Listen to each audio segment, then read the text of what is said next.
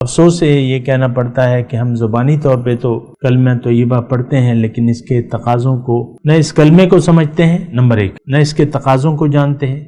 اگر جان بھی گئے تو پھر اس کو پورا کرنے میں بھی ہم یعنی انکاری ہیں، زبان حال سے ہم نے انکار کیا ہوا ہے کہ ہم نہیں مانتے اللہ کے یہ جو تقاضے ہیں، کلمے کے جو تقاضے ہیں ہم نہیں مانتے۔ یہ ہم نے یعنی ایز اے ہول امت کے طور پہ ہم اپنے رب سے یہ کہہ رہے ہیں کہ اے رب، یہ جو کلمہ طیبہ ہے اس کے تقاضے ہم پورے نہیں کر سکتے۔ پھر وہ شاعر پھر ایک شعر بھی کہتا ہے، اس کا مفہوم جو بھی ہو لیکن میں اس سے کچھ اور مفہوم لیتا ہوں۔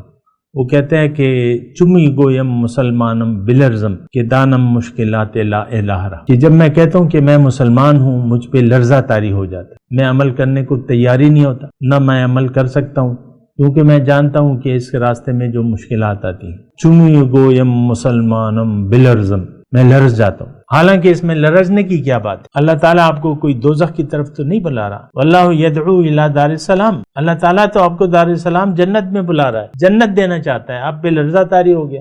مشکلات تو کوئی ہے نہیں، ما جعل علیکم فی الدین من حرج، اس دین میں تو اللہ تعالیٰ نے کوئی تنگی رکھی نہیں ہے۔ وہ الگ بات ہے کہ اگر کوئی شخص کوئی کام نہیں کرنا چاہتا تو اس کے لیے تو آسان کام بھی پھر مشکل ہو جاتا ہے۔